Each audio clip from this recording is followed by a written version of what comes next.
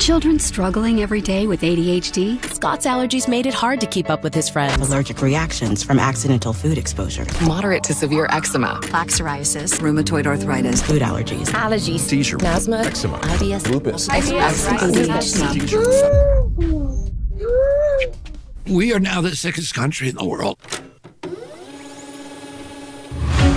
The health of American children is in crisis. A huge rise in chronic conditions in kids 17 and under. More than 40% of American children now have at least one chronic health condition. Autoimmune diseases like rheumatoid arthritis, juvenile diabetes, lupus, Crohn's disease, all this IBS. I had eczema, asthma, all put out. Allergies, stomach issues. This is to me the one that gets me. Just a few decades ago, 1 in 10,000 children had autism. Today it's 1 in 31. ADD, ADHD, speech delay, language delay, tics, Tourette syndrome, narcolepsy, sleep disorders, ASD, autism. But there's nowhere in the world that these kind of rapid increases in the incidence of disease could be genetic. Genetic change takes generations, centuries to play out. What's really causing our kids of this generation to be so chronically sick? What the heck is happening?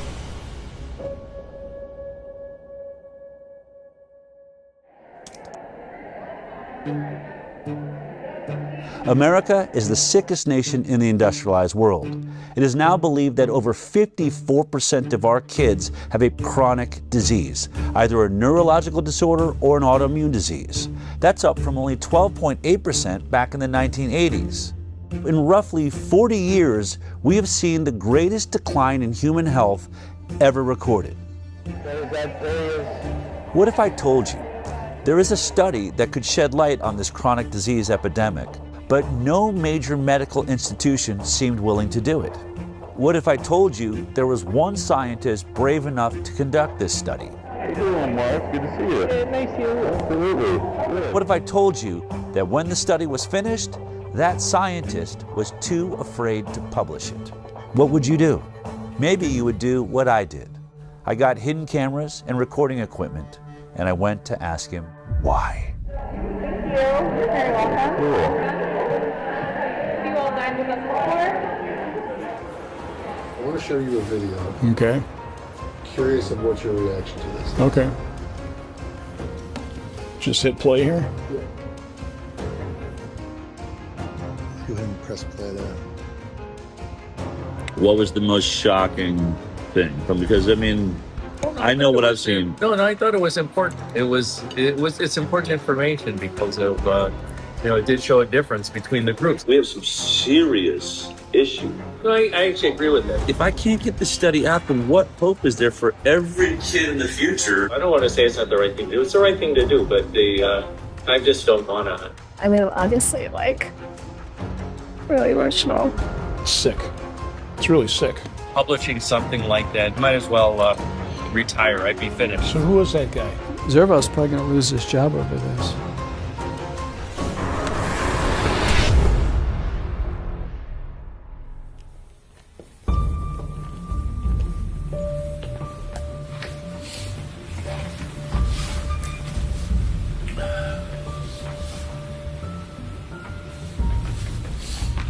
You know, I'm thinking before we get into the hidden cameras and the study and Dr. Zervos and all that, why don't we just take it all the way back to how this actually started?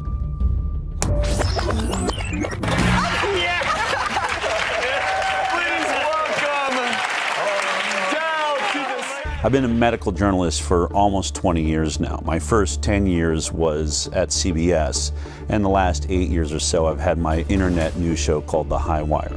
Good morning, good afternoon, good evening, wherever you are. But the biggest change in my career happened when I produced a documentary about vaccinations called Vaxxed. And at the center of that documentary was a whistleblower from the CDC named Dr. William Thompson.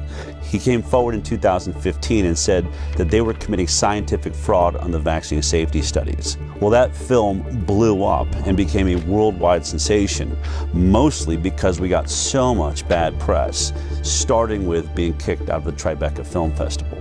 The decision to run a controversial documentary about vaccines has Robert De Niro at the center of a big screen backlash. Tonight, the film festival Robert De Niro started Under Fire, a controversial new film that many are characterizing as anti-vaccine. I think the movie is something that people should see. There was a backlash which I haven't fully explored. I want to know the truth, and I'm not anti-vaccine. I want safe vaccines. Vax producer Del Bigtree says canceling the screening amounts to a suppression of the truth. I can't imagine what type of pressure came down that would make them pull a movie that they were obviously behind in the beginning. The message from the medical community is clear. This is one of those scientific questions where science has provided an answer.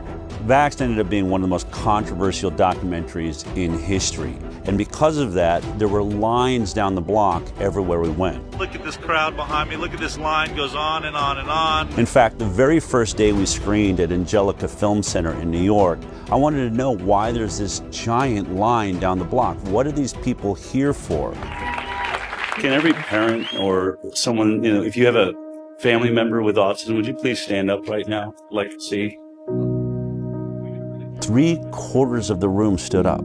I remember feeling like the air just got sucked out of the room. I had no idea that there was this many people suffering from this issue.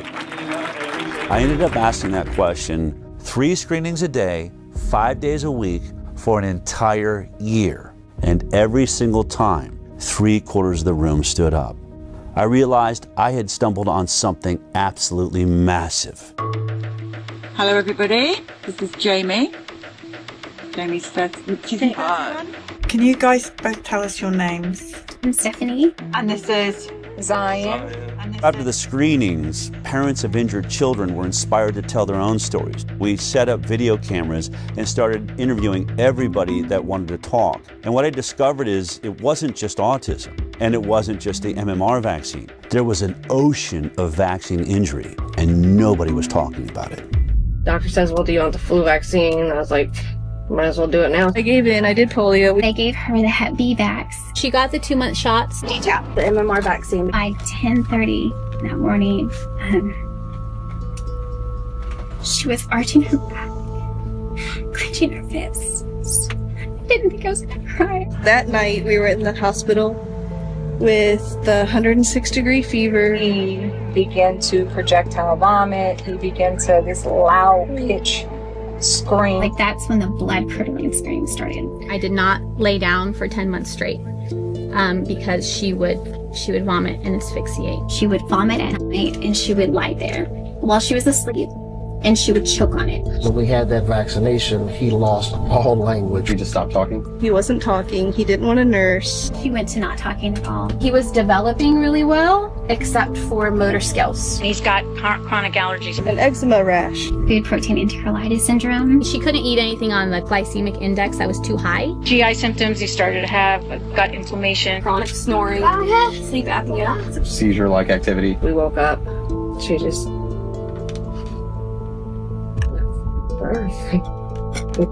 She died in your arms. Yeah. I continued to vaccinate her and make her worse and make her sicker. The guilt and it's so overwhelming. They killed my daughter.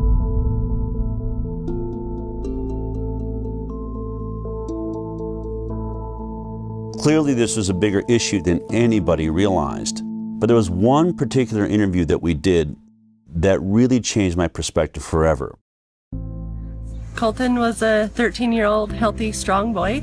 He loved anything that has to do with an adrenaline rush. Motocross was his passion. The doctor says, hey, he's the age that you should get the HPV vaccine. I said, okay. So he was administered the vaccine.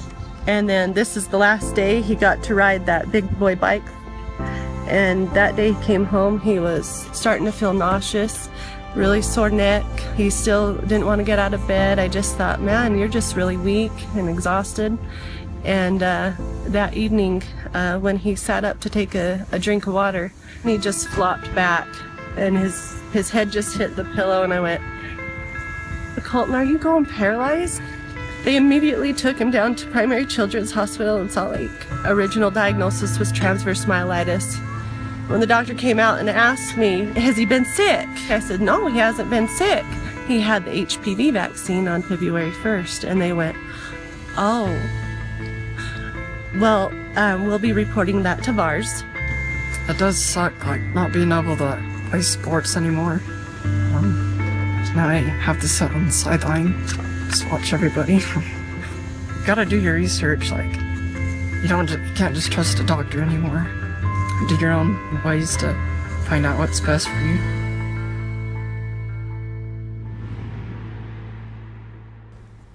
Unfortunately, Colton ended up taking his life in 2018 because he believed he'd become too much of a burden on his family. But the thing I remember about standing there and watching that interview taking place, my co-producer Polly Tommy was doing the interview, was this box that was hanging on his side that was breathing for him. And it went through a tube that was going through a hole in his throat. And he literally had to wait for it to fill his lungs with air before he could answer a question. So he'd go, and then he would start answering the question until he ran out of air. I thought about all of the people that accuse these so-called anti-vaxxers of bringing back polio or the iron lung. Once vaccination rates fall, you're going to have a lot of people getting sick and a lot of children paralyzed for the rest of their life with polio. I thought, he's wearing an iron lung. You're not laying in a metal tube anymore. They've reduced it down to a box that hangs on your side and a hose that goes to your throat. But in this case, he wasn't paralyzed because he had polio. He wasn't paralyzed because he didn't vaccinate. He was paralyzed by the Gardasil HPV vaccine. I chose to get my daughter vaccinated because I want her to be one less woman affected by cervical cancer. One less. Gardasil. Then I went home and started looking up all of the inserts, the warning labels that are wrapped around all of the childhood vaccines, and most of them say it right there in serious adverse events. Guillain-Barré syndrome, that's paralysis. Or transverse myelitis, paralysis. And I realized polio vaccine is a success. We didn't eradicate paralytic diseases with the vaccine program. The vaccine works. We're causing paralytic diseases with our vaccine program.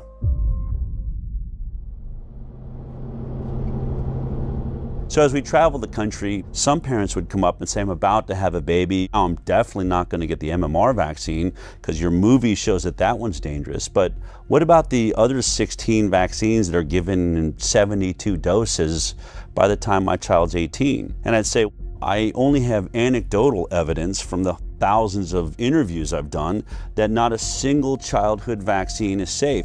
But that's not scientific. I wanted something better. I wanted to get to the bottom of this. So I started a nonprofit called the Informed Consent Action Network. Based on the Nuremberg Code's right to voluntary consent, the German Air Force, the ethical principle globally agreed upon in the wake of the Nazi doctors' horrifying human experiments, of inmates in concentration camps for experimental purposes, where it states the voluntary consent of the human subject is absolutely essential, and there should be no element of force, fraud, deceit, duress, or overreaching or other ulterior form of constraint or coercion. What I wanted to do was investigate the entire vaccine program. I was really focused on one thing. We hear that vaccines are safe and effective. But before we even worry about if they're effective, how did we determine they're safe? We started looking at all the science around the world, but we hit a big roadblock. You can't sue a manufacturer of a vaccine. It's one of the only products in America that has what they call liability protection. The reason is because of a law that was passed in 1986 by the US government. The pharmaceutical industry basically blackmailed the government, and they said, we are losing so much money from lawsuits for death and injury from our vaccines, we can't make a profit. Studies have shown that the whooping cough or pertussis vaccine causes brain damage. The controversy isn't really over the fact that it happens, but how often it happens. And they said, if you want us to continue making vaccines, you're going to have to take on the liability. And our government agreed to that. If you want to sue or you want to get any information outside of what's publicly known, you're going to have to sue the government. And that's when I realized I need a constitutional attorney. And I found a guy named Aaron Siri. Mr. Siri, you're not a medical doctor, are you? No, sir. And you're not an immunologist or biologist or any kind of... Or vaccinologists, no, but I depose them regularly, including the world's leading ones with regards to vaccines, and I have to make my claims based on actual evidence when I go to court with regards to vaccines. I don't get to rely on titles. Okay. He had a genius way forward. We're going to sue the government agencies, HHS, FDA, NIH, and we started winning. And what did we prove in those lawsuits? That the entire science behind vaccine safety was nothing but a complete fraud. Doctors used to listen to parents. When their parents came in and said, hey, my kid is suffering with this condition, has this issue, doctors listened to them. But when parents started coming in and saying, my kid went in and got a vaccine and then started having X issue, that's when doctors stopped listening. Hi, how you doing? We have triplets, 2 boys and a girl, Richie, Robbie, and Claire. Every day in our life was a party. Every single day they were smiling and laughing and looking at each other, engaging in each other. On June 25th, 2007, we brought them in for the pneumococcal shot. My daughter still has the mark on her leg from the shot. She was the first one to get it, and she screamed and never really stopped screaming after that. But we continued. We didn't know. We did the boys as well. By noon, Claire shut completely off. It was as if she was blind and deaf, and all she did at that moment was stare at the ceiling fan. So that was at noon. We had the shot at 10 a.m. 2 o'clock, we watched Richie shut off. They lost all their reflexes. I'm an educational audiologist. I actually did the test for the stapedial reflex, which is a little muscle in the middle ear, just to see if a muscle they can't control was still working, and it didn't. The stapedial reflex dampens sound, so your ears don't hurt from a really loud sound, and both of them had no stapedial reflex. They stopped blinking, stopped yawning, stopped coughing, stopped sneezing. The worst is when we saw the final one shut down. We were told it was genetic, and then we were told by geneticists that there's no possible way 3 children would shut off on the same day. So we had severe autism spectrum disorder for all 3 kids entering kindergarten. We have spent hundreds of thousands of dollars trying to recover them. The only person that we got back is Robbie, the one that was last to shut off. Richie can only say single, maybe 2 words together. Claire is still completely nonverbal, not potty trained, and Robbie is approaching grade level, but severe OCD. Let me tell you what a day in our life is. So you got, say, a 6 or 7 or 8 year old child who's not potty trained, and at 2 or 3 or 4 o'clock in the morning they fill their diaper. Well, you assume that's pretty uncomfortable, so they take it off. Pretty soon it's all over them, it's all over the bed. In short order, it's all over me, it's all over her. I'm snapping at her, she's snapping at me. We're both snapping at the kid, who is the only innocent party in the whole scenario. And the one thing that's conspicuously absent from that scenario is anybody who told you that shot was safe. They're all asleep in their bed. They haven't got a problem in the world. This one story of Richie, Robbie, and Claire puts an end to any discussion that autism is only caused by genetics. There is no genetic explanation that would turn 3 brothers and sisters off on the exact same day. What you should do when there are widespread complaints that a product is causing a given harm is you should study it. Vaccines should be tested like other medicines. They should be safety tested. And unfortunately, vaccines are not safety tested. Of the 72 vaccine doses now mandated, essentially mandated, they're recommended, but they're really mandated, for American children, none of them, not one, has ever been subject to a pre-licensing placebo-controlled trial. Health and Human Services Secretary Robert Kennedy Jr. has been torn apart by mainstream media for saying that there's no placebo trials being done for vaccines. But he's right. It's exactly what we found in our lawsuits against the government. Not a single childhood vaccine is going through a double-blind, randomized, placebo-controlled trial prior to licensure. That's the gold standard of safety testing for all pharmaceutical products, but is being skipped for vaccines.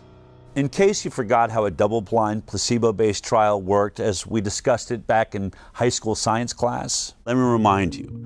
We break up a group of kids into two groups. One group is going to get the vaccine. The other group is going to get a placebo, which is a product that has no effect on the human body. When it comes to an injectable like vaccines, that is a saline injection. Then it's called double-blinded because both the scientists and the patients are blinded from knowing which one they got. Did they get the vaccine or did they get the placebo? This is so that the scientists will not manipulate the study in favor of the pharmaceutical industry that will stand to make a lot of money if this vaccine proves to be safe. Then we track these two groups for 2 to 5 years, sometimes as long as 10 years for a lot of drugs. And at the end of that study, we unblind both the patient and the scientist. So we look at both groups, the vaccinated and the placebo group, and we compare their health outcomes.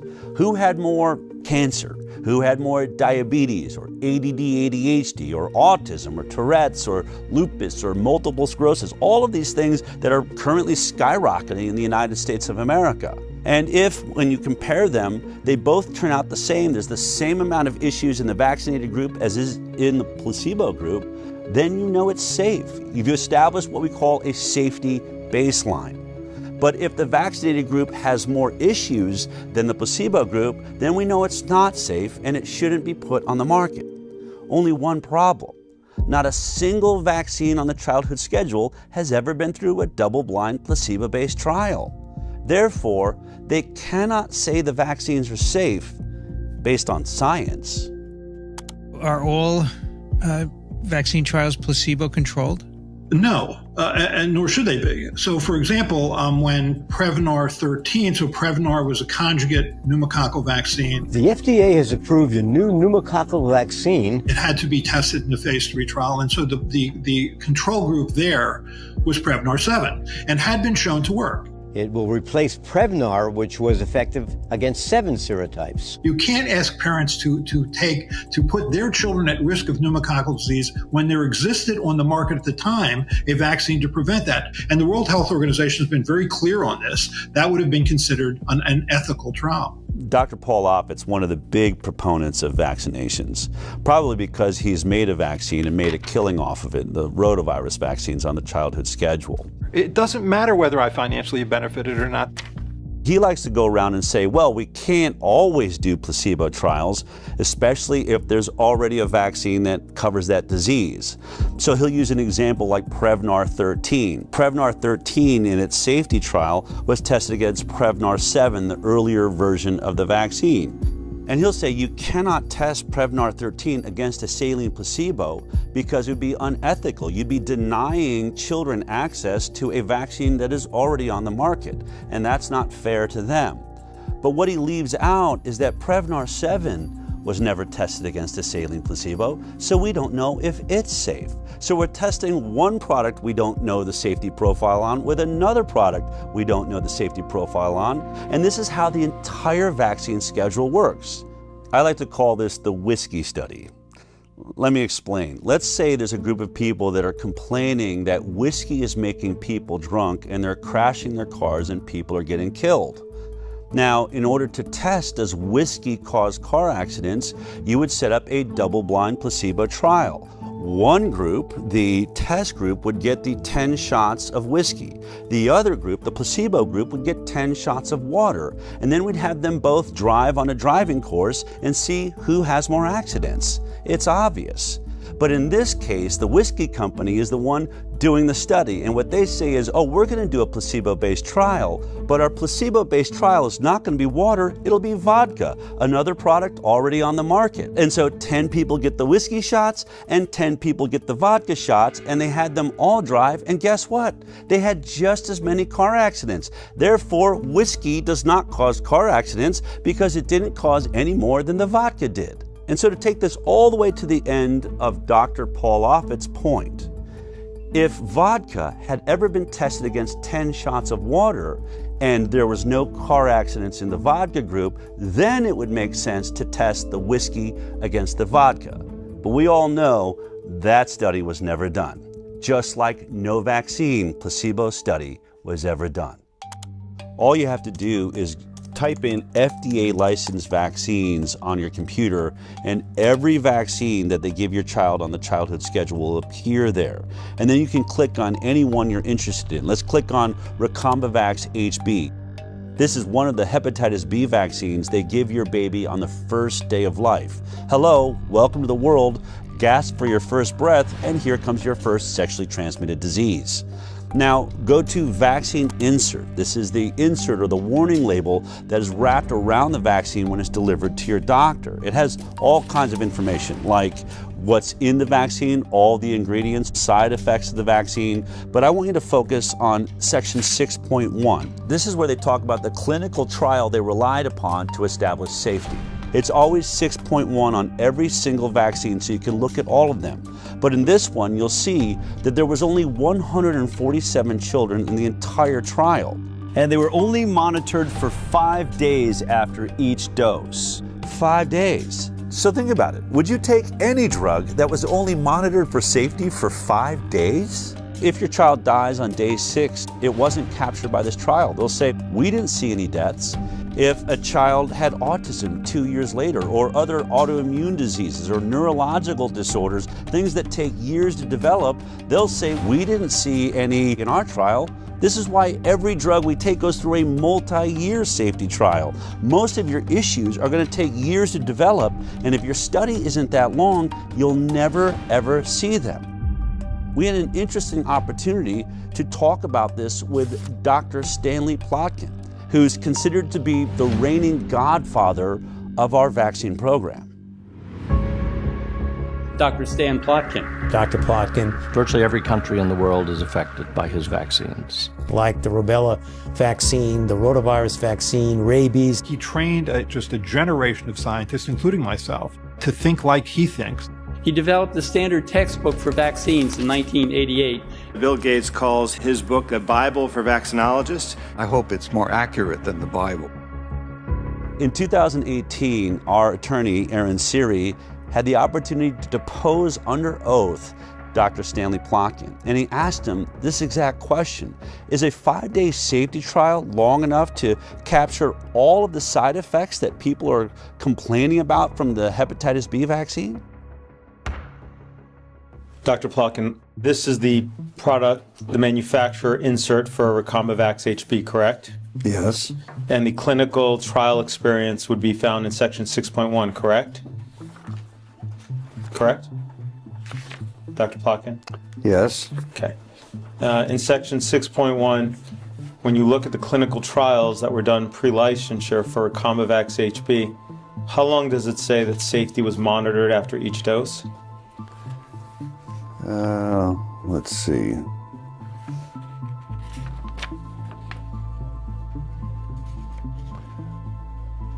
Uh, 5 days. Okay. Is 5 days long enough to detect an autoimmune issue that arises after 5 days? No. Is 5 days long enough to detect any neurological disorder that arose from the vaccine after 5 days? No. There is no control group, correct? It does not mention any control group, no. No. If you turn to section 6.2, under the nervous system disorders, it states that there have been reports of Guillain-Barré syndrome, correct? Yes. As well as multiple sclerosis, exacerbation of multiple sclerosis, myelitis, including transverse myelitis, seizure, febrile seizure, peripheral neuropathy, including Bell's palsy, muscle weakness, hypothesia, and encephalitis, correct? Correct. Okay. Now, it says at the top, before you go on, these reports are required to be included because they have been reported to the authorities as happening after vaccination. That is not proof that the vaccine caused those reactions. In order to establish whether it's causal between the vaccine and the condition, you need a randomized, placebo-controlled study. But yes. That was not done for this hepatitis B vaccine before licensure, was it? No. Okay. without a control group, if you're looking for a phenomenon occurring in the vaccine group, you cannot judge that phenomenon without having a control group. Isn't it true that it would now be considered unethical to conduct such a study today? It would be, yes, it would be ethically difficult. So this is how the entire game is played. They don't do a safety placebo trial before the vaccine's licensed. Then when people start lining up with all of these serious side effects, you say, well, can you do a placebo-based trial now? And they'll say, no, it's unethical. So they won't do it before, they won't do it after there's injuries, and when they can't do a study, your doctor says to you, I haven't seen any studies that show that these injuries are being caused by the vaccine. Therefore, I'm going to assume they're safe. Do you agree with the CDC's recommendation that babies receive a hepatitis B on the first day of life? Yes. You stated that hepatitis B doesn't cause encephalitis, right? That's my opinion, yes. But the IOM, after doing its review, determined it couldn't find science to support a causal determination one way or another. Correct? Yes. But that means that they don't have evidence for the supposition. That it either causes or doesn't cause. Right. They don't know. They don't know because there aren't enough data. In the absence of data, my conclusion is that there's no proof that causation exists. So if there's no data to show that it causes or it doesn't cause, yes. Your supposition, is that I understand correctly? Yes. Is that it doesn't cause it? That there's no proof that it does. Okay, that's different than saying it doesn't cause it, correct? Correct.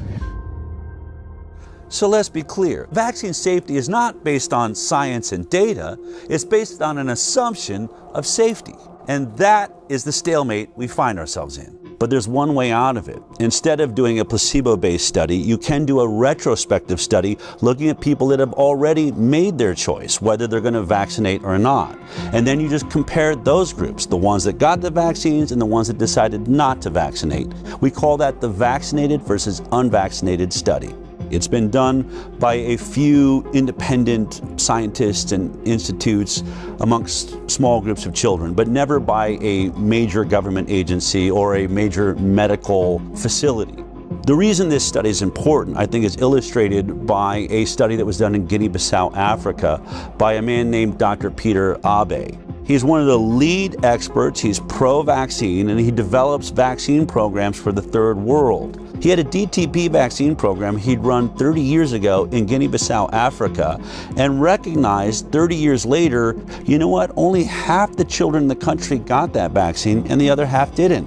I could do a perfect comparative study between the vaccinated and the unvaccinated. And when he did that study, the results blew his mind. This is about vaccines. And I think it's important to recognize that no routine vaccine was tested for overall effect on mortality in randomized trials before being introduced. I guess most of you think that we know what our vaccines are doing. We don't. The program we are talking about at the time, the vaccine program, was introduced sort of in the late 70s after the success with the eradication of smallpox. WHO made sort of the first immunization program for the low-income countries. What comes out here, you had 2.3 times higher mortality if you are DTP vaccinated. And that is the most commonly used vaccine in the world. So the whooping cough vaccine or pertussis vaccine was associated with twofold higher mortality.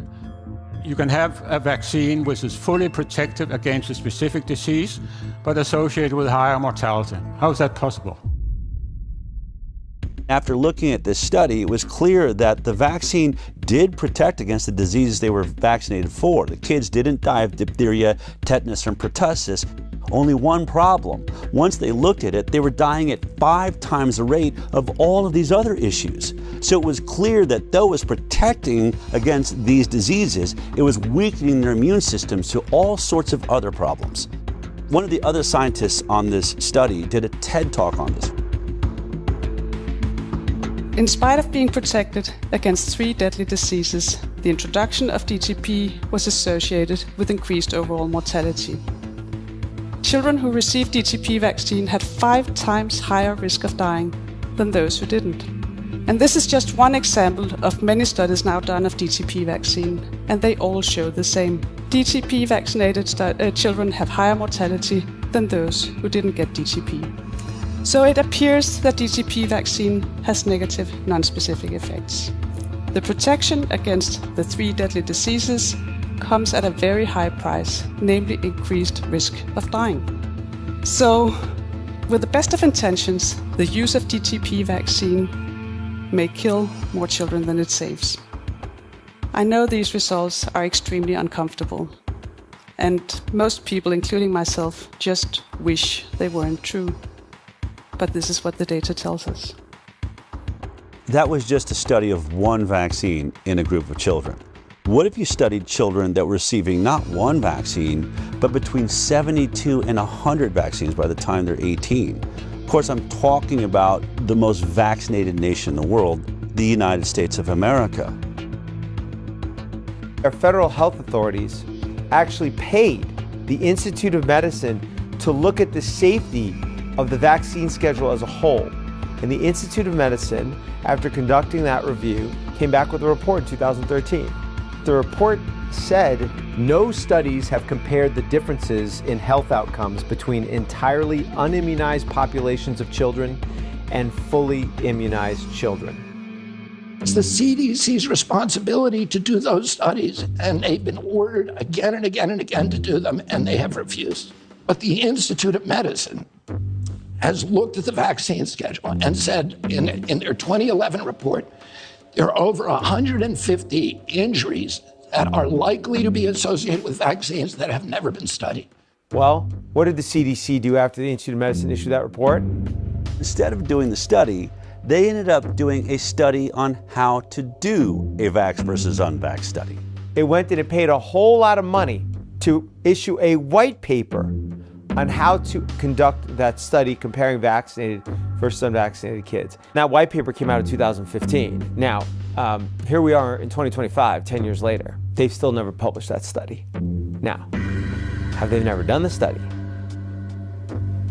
I can't tell you.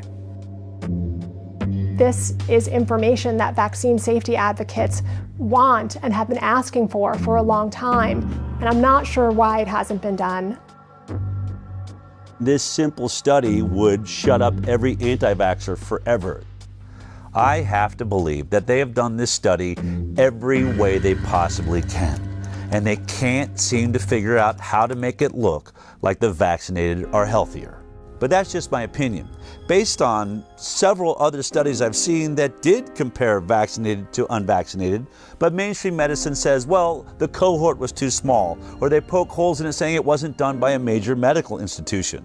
So if we're ever going to get a vax versus unvaccinated study that people believe in, it's going to have to be done by highly credited scientists at a major medical institution who has a database big enough to do a thorough, robust investigation comparing the vaccinated to the unvaccinated. As fate would have it, Dell met the head of infectious disease at Henry Ford Health System, Marcus Servos.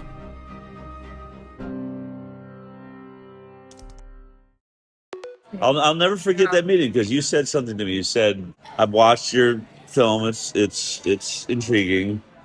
But you said, I'll never forget. You said you've been saying something and watched your videos that I had an issue with. You said that they cannot say that vaccines are safe because they've never done the proper safety studies.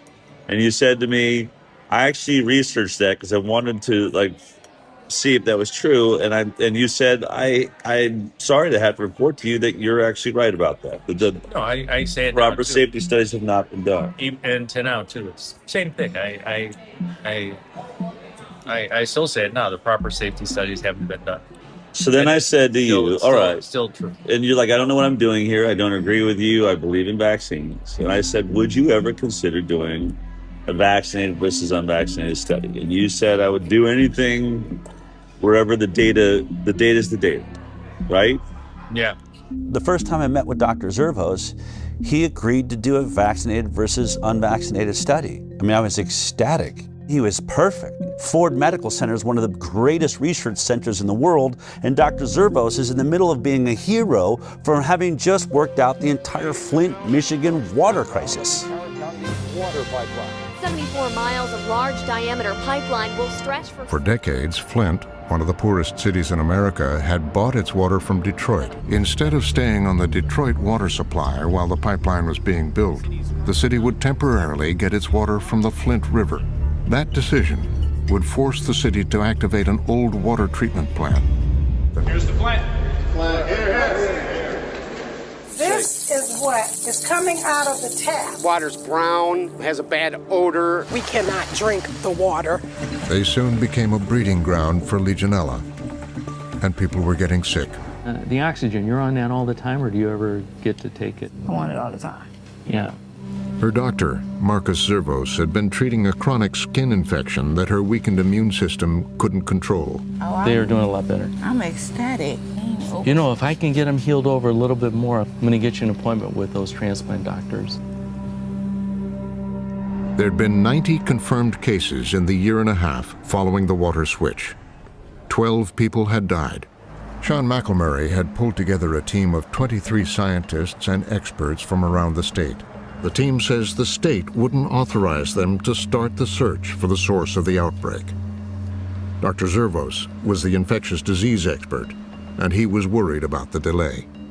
It was critical to start right away because by June we expected to see more cases of Legionnaire's disease and there would be more deaths, which is what we expressed in a meeting that included top leadership at MDHHS. I remember my colleague telling him that if he didn't do that, people could die. Unfortunately, Nick Lyon's response was that, well, they have to die of something. I mean, you're just in shock as a result of him saying that, the director of the health department. Dr. Zervos seemed perfect. He'd stood up against the entire health system in Michigan, so I figured he'd probably be brave enough to do this study. But then a couple of years went by and still no study. I called Aaron and said, why don't we go see if we can't convince him to finally do this study? I flew down to Michigan and we went to meet Dr. Zervos in person. We said, look, here's your opportunity. The results should be directly in line with the orthodoxy.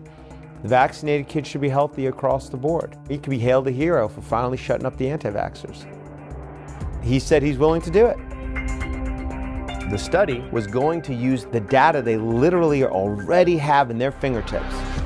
The data of millions of people who are already in the Henry Ford Health System database, including hundreds, maybe thousands of completely unvaccinated children, as well as obviously children who are vaccinated. What that would allow is taking that multi-million person database, segregating out the children who had been in the Henry Ford system from birth continuously for a few years.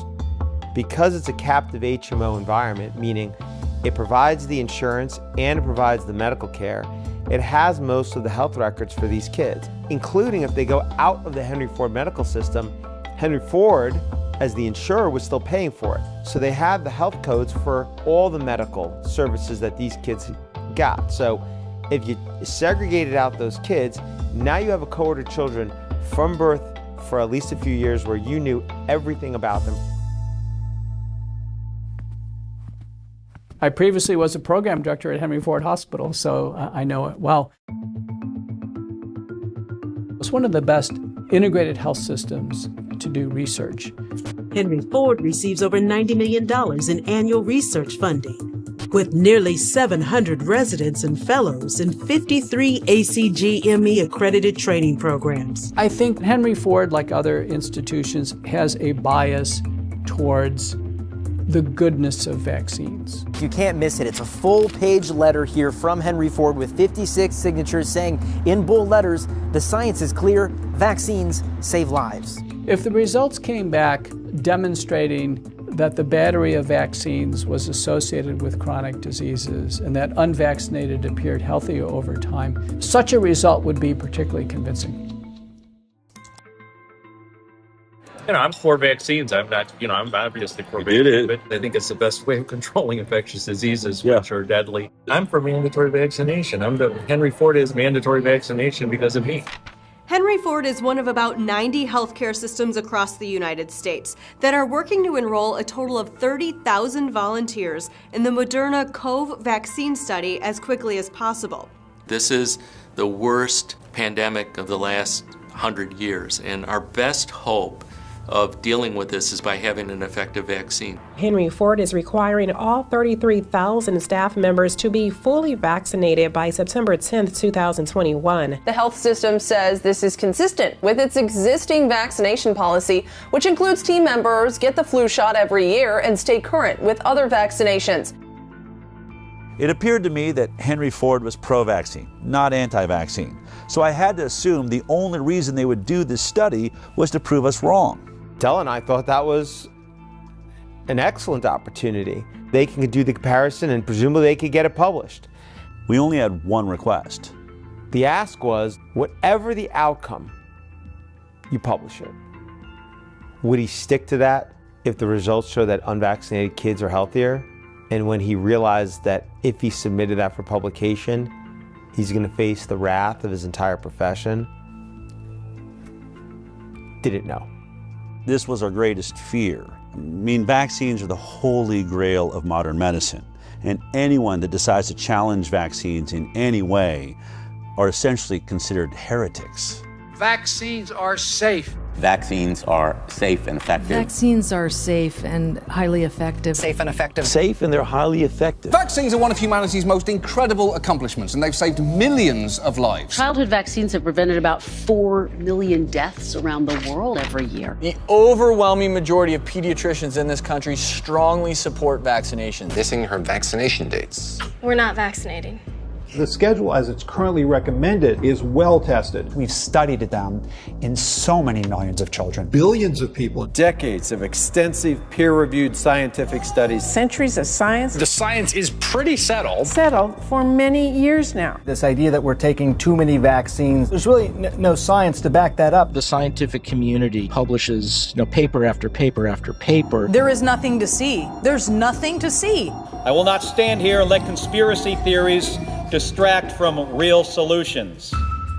Most doctors can't tolerate being called quacks or having their reputation destroyed. And I went from treating the head of the laboratory at my hospital for hypertension to becoming, somebody that was doubted on every levels after a while because of one thing that I said, which was, can we stop giving vaccines to my sick patients and give it to them on the day of discharge? And had they not tried to intimidate me, doubt me, and pushed me to research and show that what I saw was actually real, I would still be lockstep working as a regular doctor. The Florida Department of Health, in partnership with the governor, is going to be working to end all vaccine mandates in Florida law. All of them. All of them. My experience with discussing or disclosing harms associated with vaccines is that those are not welcome ideas or conversations. That move from the Florida Surgeon General, a doctor there, drawing condemnation from public health experts. Whether it's ignorance, it's stupidity, or it's malice, at the end of the day, people are going to get hurt. He's not going to necessarily receive a warm embrace by some of the people in his profession, but that's really what courage is all about. It's a very hostile environment, both scientifically and in the media, for individuals who reach conclusions or have opinions that counter mainstream ideas. Every independent scientist that has ever ventured into doing a vaccinated versus unvaccinated study of any kind is immediately under assault. There's one by Dr. Anthony Mawson out of Mississippi. He did a homeschool study of about 600 kids and discovered alarming rates of allergies, ADD, ADHD, neurological disorders, and a 4-fold increased risk of autism amongst the vaccinated. As soon as the study came out, his job was under threat. In fact, I asked him if he'd be in this film, and he said, look, you can show my studies, but I have just been dragged through the coals on this. I can't take anymore. Then there's Dr. Paul Thomas. Hey, how you guys doing? What I'm seeing on this side is a pink dull, scarred up eardrum. I've been a pediatrician for 35 years. I'm now retired. What I noticed in the first decade or so of my practice is kids were getting sicker and sicker. And over the next decade, as more and more patients chose not to vaccinate, I got to see the difference. But I wanted to see, could I prove it? So we got all the data from my practice. We looked at every baby born into my practice and published it in an international journal of public health. What we found, and that study was peer-reviewed, it was robust, we found massive increases. I mean, we're talking 400 to 500% more. Allergies, autoimmune conditions, neurodevelopmental issues, and then we had infections of all kinds. Massively increased in the vaccinated compared to the unvaccinated. What happened when I published that study? Within days of it being available online, I get a call from my attorney. Don't go see any patients, don't write any prescriptions, don't go into the office. Your license has been emergently suspended. You are a threat to public health. What's today? Today, it is the last time I will be doing clinical medicine in Oregon. Knowing that you guys are keeping it going, the heart of this place lives on. So what if Dr. Zervos does this study and it turns out exactly the same way as the others? Would he still publish it? That was the question. Years went by. In 2020, I was informed they had put together a study. When I had that study in my hand and I looked at it, the significance of it, it was an actual study that, when published, was the first step in changing this landscape. Weeks went by and then more time went by, and at some point, what I learned was it was not going to get submitted for publication.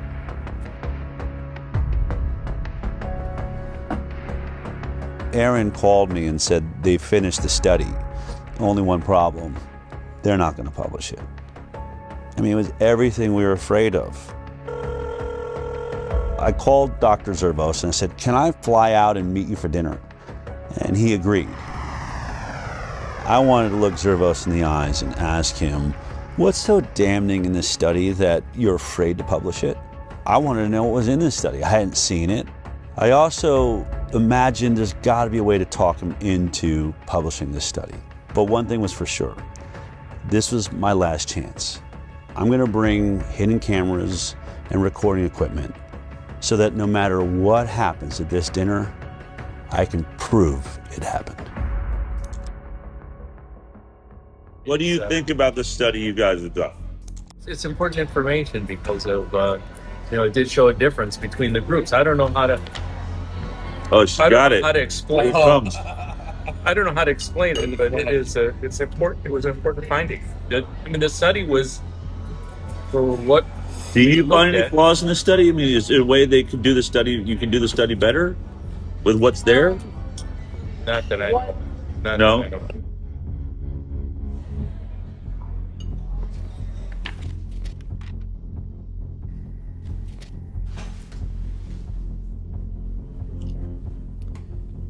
Impact of childhood vaccination on short and long-term chronic health outcomes in children, a birth cohort study. This one is really robust. Let's say the results. Yeah, what were the results? The CDC put out a white paper on how you would look at vaccinated versus unvaccinated, and we followed it to a T. I agree with that. No. Do you agree with that? No, we 100% did. We looked at this every other way and sideways. I think this is a devastating commentary on our public health interventions, because if this is true, we are systematically making kids sick, and not just a little bit sick, very sick. Publishing something like that, I might as well retire. I'd be finished. I mean, I'm just curious. What in this data makes you think it will be as catastrophic to your career as you think? What was he so afraid of? The study was a bombshell. 18,468 subjects, 1,957 of them were fully unvaccinated. When comparing the health outcomes of the vaccinated versus the unvaccinated, they found an increased risk in the vaccinated of several chronic health conditions. The vaccinated subjects were over 4 times more likely to have an asthma diagnosis. 4.29 times in the adjusted. And that seems, I've looked at a lot of studies, that's 3.26 to 5.65. They also found 3 times the risk for atopic diseases, which is kind of a subset of allergic diseases. They found almost 6 times risk for autoimmune disease. The autoimmune diseases this paper looked at include thrombocytopenic purpura, rheumatoid arthritis, SLE, systemic lupus erythematosus, MS, multiple sclerosis, and Guillain-Barré syndrome. They mentioned there are over 80 different autoimmune diseases, and what their data showed for autoimmunity, 6 times increase in those who got vaccines when compared to the unvaccinated. Which is staggering, because autoimmune disorders really represent significant morbidity and health costs and suffering, accrued over a lifetime. Neurodevelopmental disorders. What kind of numbers are we talking about? Do you remember? 5.5 times risk for neurodevelopmental disorders. We know that the immune system is intimately connected with both brain development and brain functioning. And so when the immune system gets triggered by illness, potentially by vaccination, you can get neuropsychiatric symptoms, presumably related to brain inflammation and immune processes in the brain.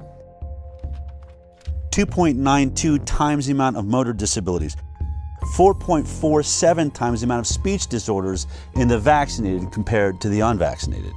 3 times the rate of developmental delay.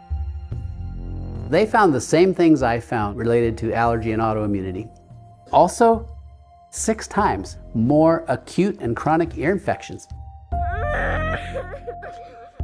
Interestingly, there were several health conditions where they couldn't even do this analysis because there were none in the unvaccinated group.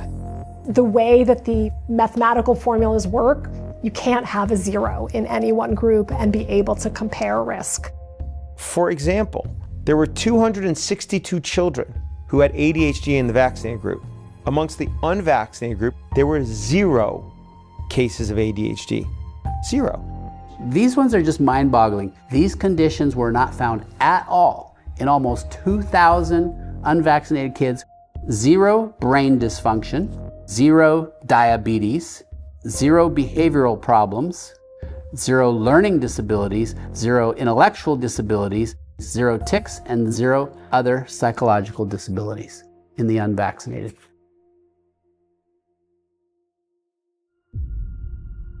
I'm going to read the conclusion here. Despite this, and in contrast to our expectations, again, the author's expectations was they'd conduct the study and probably find vaccinated people a whole lot healthier than the unvaccinated, right? This is what we found. We found that exposure to vaccination was independently associated with an overall 2.5-fold increase in the likelihood of developing a chronic health condition when compared to children unexposed to vaccination. Any vaccine, even just one, compared to none, had 2.5 times more likely to have a chronic health condition. There were no chronic health conditions associated with an increased risk in the unexposed group. None. What does this graph mean? Explain that to me. So it's no vaccines versus vaccines. That's basically your likelihood of not having a chronic health condition. They did something called time to event analysis. At 10 years, the likelihood of being free from a chronic illness was only 43% in the vaccinated group versus 83% in the unvaccinated group.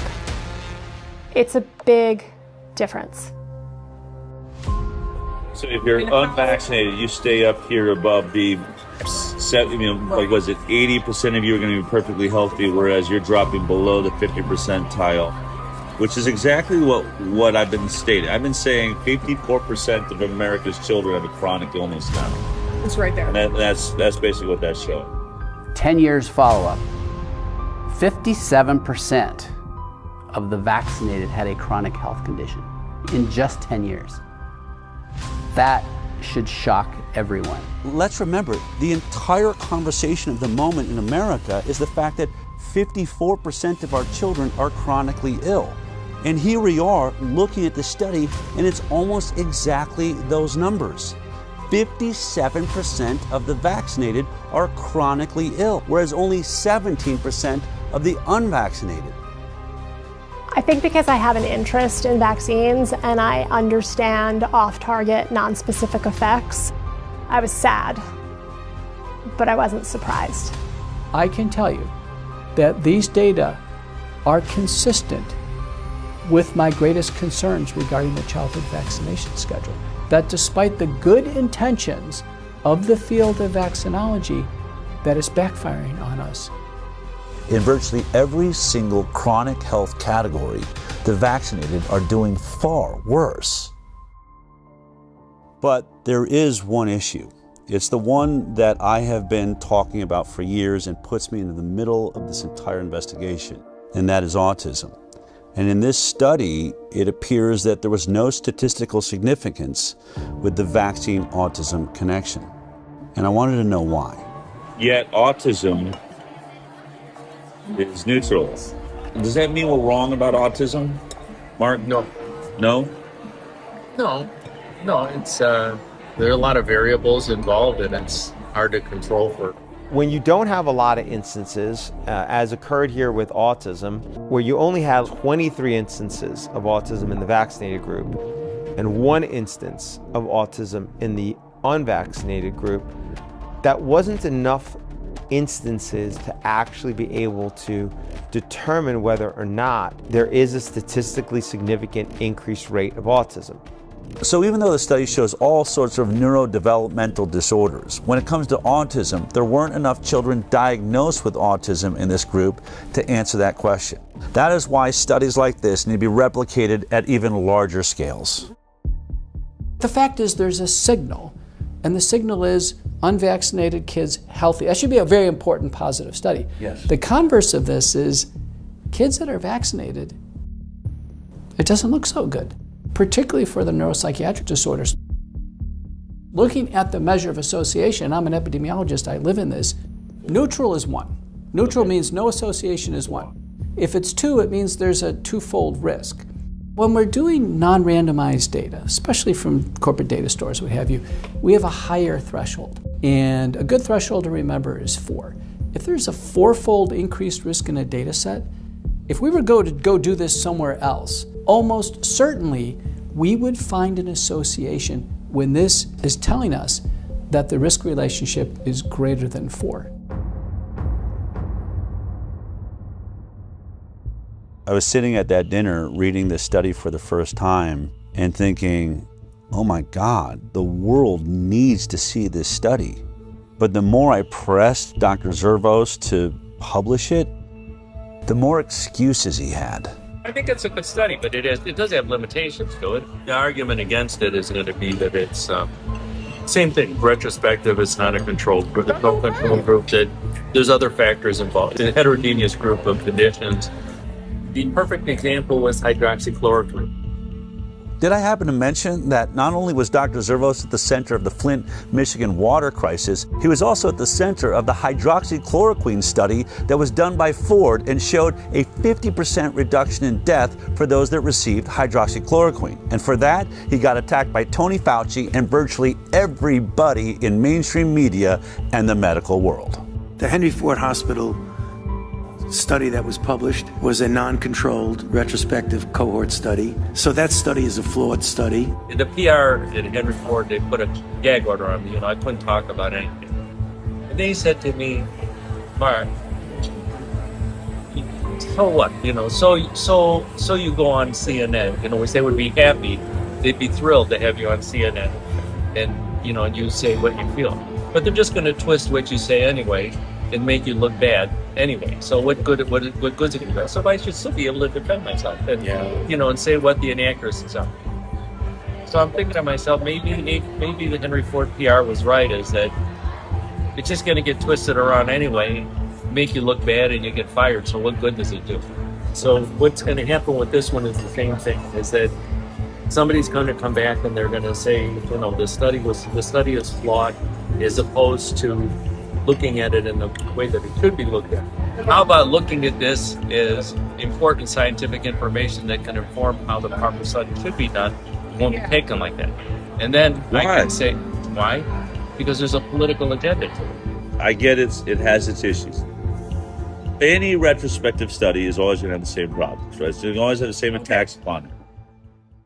There are limitations to retrospective studies. That's the reason why we like to do randomized clinical trials when we can, because they don't have the same limitations. The major one that you have to worry about with retrospective studies is things that are different between the groups that you're comparing that you're unable to account for.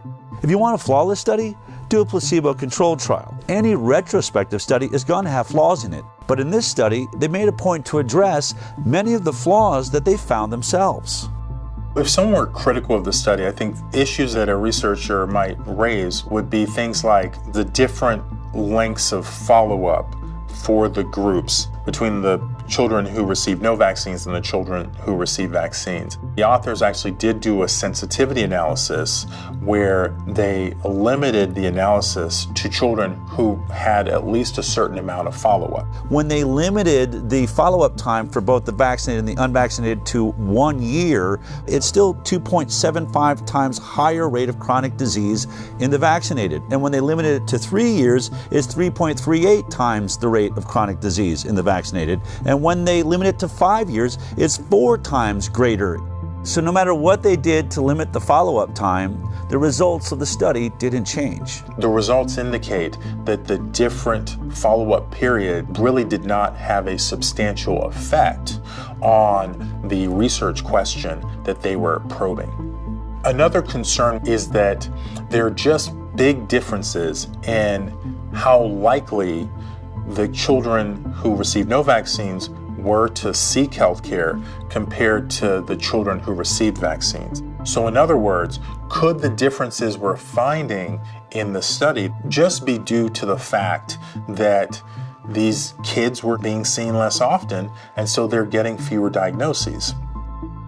To try and address this, they limited the population of children who didn't receive any vaccines to children who at least had some number of medical visits. And even in that sensitivity analysis, the main findings persisted. In this study, they adjusted for confounders. Confounders can be age, socioeconomic status, gender, racial, ethnic groups, and used a technique called Cox proportional hazards, which means holding all other factors equal, what's the relationship between the factor of interest and the outcome? Even after they were adjusted for, the effect of these characteristics was actually pretty small. I actually expected that those adjustments would have a really powerful effect, but they actually didn't. And when you do a lot of sensitivity analysis and what you're seeing doesn't change much, that can be reassuring. The authors did a good job with the information that they had. I have seen studies on vaccines published in good journals that are much weaker in quality. Is what your study shows, is it important? Yeah, it is important. You know who you should send it to? What I told you a while ago. Because I'm just not going to do. I'm not going to do it because I don't want to end up like Diddy or. I don't want to suffer what McCullough did. But I give him credit for taking it. Standing up for it. But I'm just not going to do it. I'm not going to do it. In any other climate, in a regular climate, you would have put this study out just as it is. Right? If we weren't in this world of censorship... I'd put it out just how it is. You would? I'd put it out just how it is, yeah. I'd like to just finish out my work, doing international work. Part of my reluctance to do anything is that nothing is going to come out of it other than me losing my job, which I'd rather not see happen. I'm open to. We're here because I fully respect you, and I recognize the danger of. I said to you, if you do this study, I'm going to repeat it because I'm going to remember. I said, if you do the study, you're going to come under fire. You said, I don't care about that. I'm all about the data, and I'm about to retire anyway. That's literally what you said. Yeah. So your energy has definitely changed on that. But energy's changing. Let me put it this way. I put my whole career on the line because I saw an issue. Because what? I saw an issue that is affecting the children of America and the world. We have a serious growing problem of autoimmune disease, chronic illness. I'm not saying that vaccines are the only cause, but I'm saying this program needs some serious work. We had much better health when we were getting 10, 20 vaccines.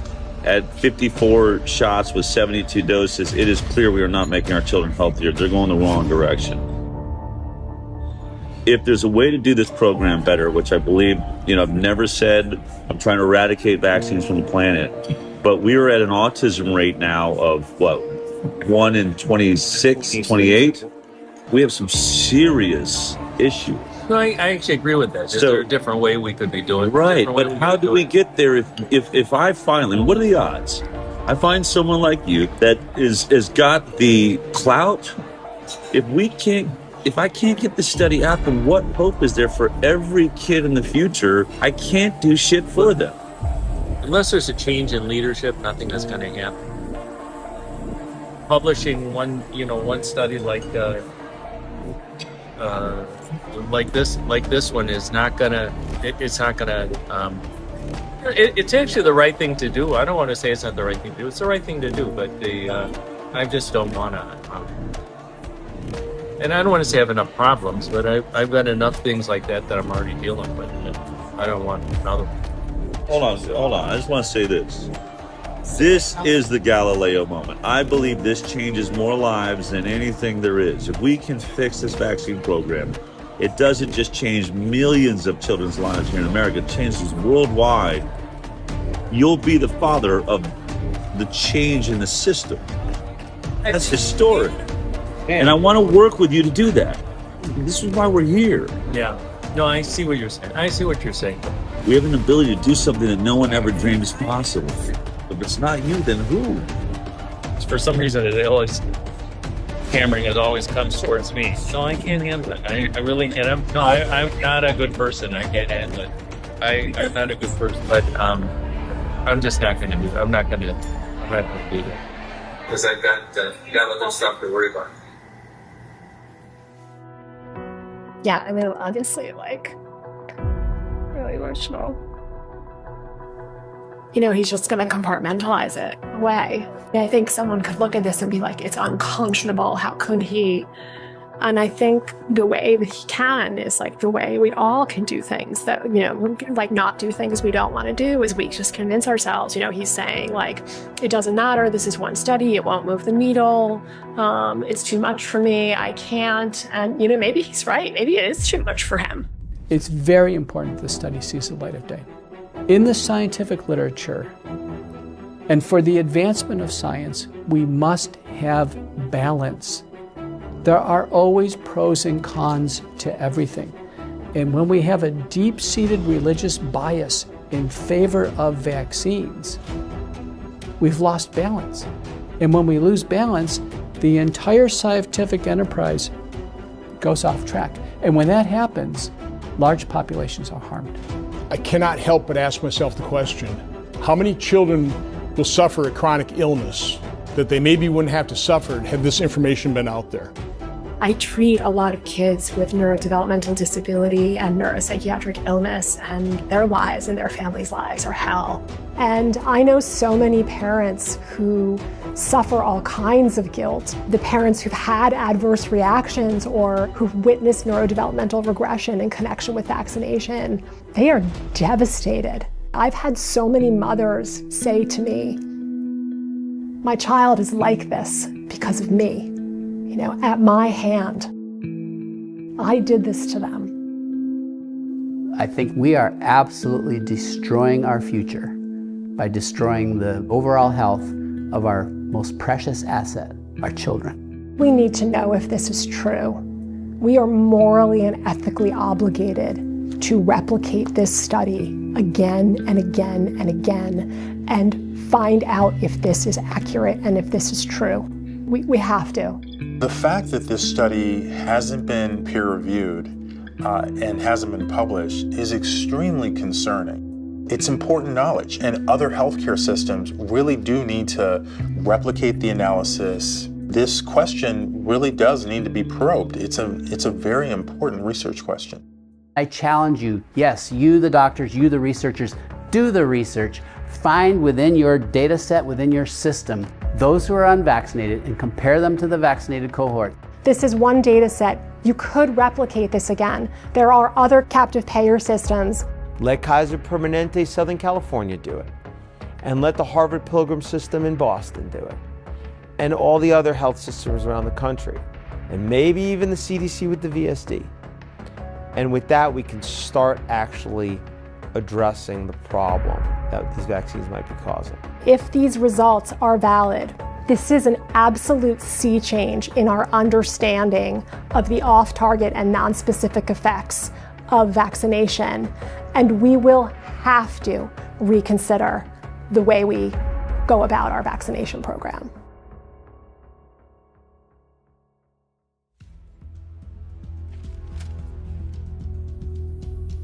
This is a cease and desist letter we received from the attorneys for Henry Ford Health. This letter leads me to believe that they really don't want us to release this film. In the letter, Henry Ford accuses us of defamation for saying that the unpublished study wasn't submitted for publication due to the results of the study.